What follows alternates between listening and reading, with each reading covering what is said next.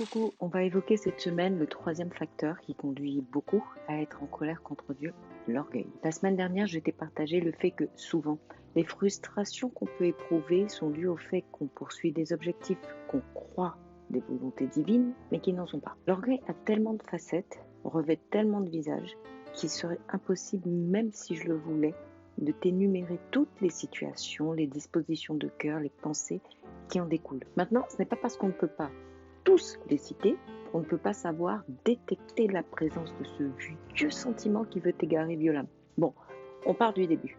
Comment identifier l'orgueil dans ta vie et pourquoi il peut te conduire à être en colère contre Dieu? C'est le sujet du jour. On a dit que l'orgueil est une disposition de pensée, de cœur qui n'a pas une forme unique. Il peut être très évident, mais également très subtil. Le fait est qu'il est en horreur à Dieu. Et celui qui s'y adonne, qui se laisse conduire par ce sentiment, prend le Créateur comme adversaire. De toi ou de Dieu? Devine qui aura le dernier mot. Jacques 4, 5, 6. Prenez-vous pour des paroles en l'air ce que déclare l'Écriture? Dieu ne tolère aucun rival de l'Esprit qu'il a fait habiter en nous, mais bien plus grande est la grâce qu'il nous accorde. Voici donc ce que déclare l'Écriture. Dieu s'oppose aux orgueilleux, mais il accorde sa grâce aux humbles. Psaume 138, 6.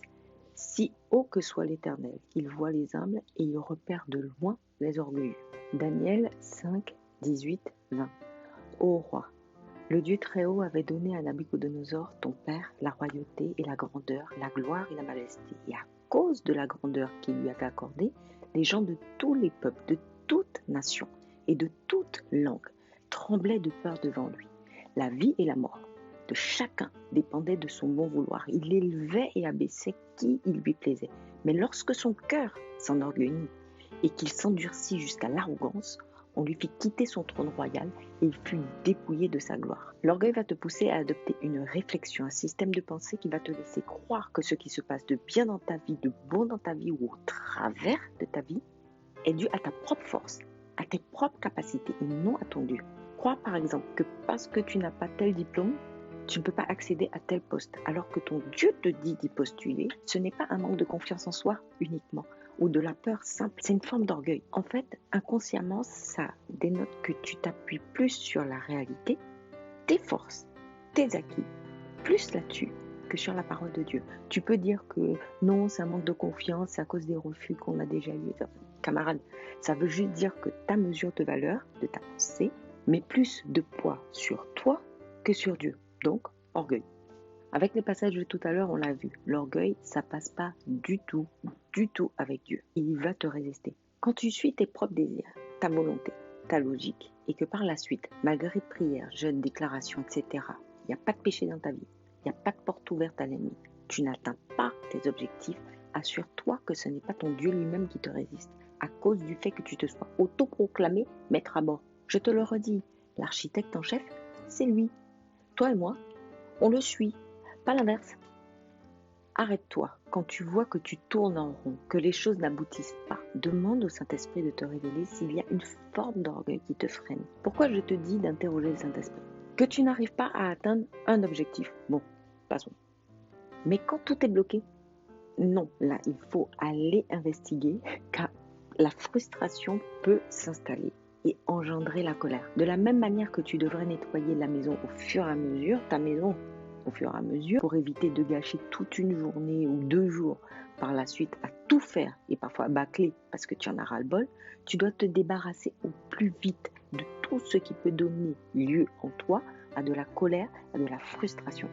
Et ça, tu dois le faire aussi vite que possible. Quand on ne suit pas les voies de Dieu et qu'on s'accroche aux siennes, tôt ou tard, on ressentira de la frustration. Dans le métro, il y a une affiche que tu as certainement vue si tu vis en région parisienne et si ce n'est pas le cas, tu vas vite comprendre, ne t'en fais pas. L'affichette te dit que si tu poses la main sur les portes automatiques, tu dois être prudent parce que si ta main s'y coinçait, tu vas voir flou. Ok, le but de la RATP n'est pas qu'on se fasse mal, tu es d'accord avec moi? La société te prévient simplement des risques que tu encours si tu mettais ta main à cet endroit et que si tu le fais, elle te demande de faire attention parce que voilà ce qui peut t'arriver. Si malgré tout je monte dans le métro, je mets ma main sur la porte, je fais pas gaffe et que je me fais broyer la main, camarade, est-ce que j'aurais raison de m'énerver après la RATP? Tu es d'accord avec moi que non, ce ne serait pas juste. Bon, ben, c'est pareil pour Dieu. Il a des voies pour nous, des plans pour nous, des desseins pour nous, une volonté pour nous. Mais si on décide de faire à notre idée, parce qu'on est convaincu, sûr de nous, parce qu'on est sûr que ça vient de lui, il va nous arriver des bricoles. Et ce serait ensuite injuste de blâmer Dieu pour nos choix, nos déductions, venues de notre propre fond. Tu vois ? Jean 8, 43, 45. Pourquoi ne comprenez-vous pas ce que je vous dis ? Parce que vous êtes incapable de recevoir mes paroles. Votre père, c'est le diable, et vous voulez vous conformer à ses désirs. Depuis le commencement, c'est un meurtrier. Il ne se tient pas dans la vérité, parce qu'il n'y a pas de vérité en lui. Lorsqu'il ment, il parle de son propre fond. Puisqu'il est menteur, lui, le père du mensonge. Mais moi, je dis la vérité. C'est précisément pour cela que vous ne me croyez pas. Cesse d'être en colère contre Dieu. Prendre tes voies pour les siennes, c'est clairement une occasion de chute pour toi. Ne laisse pas l'orgueil t'égarer et produire en toi des fruits qui, tôt ou tard, vont conduire à la frustration, vont conduire à la colère. Il y a une grâce pour chaque jour. Chaque jour, demande au Saint-Esprit de te guider. Chaque jour, demande-lui de te tenir dans les voies de Dieu, pas les tiennes. Demande-lui de te faire revenir aux voies de Dieu si jamais tu t'étais égaré. Et toi, rends-toi disponible à sa voix. Rends-toi soumis à sa voix. Humilie-toi sous sa voix. Ready?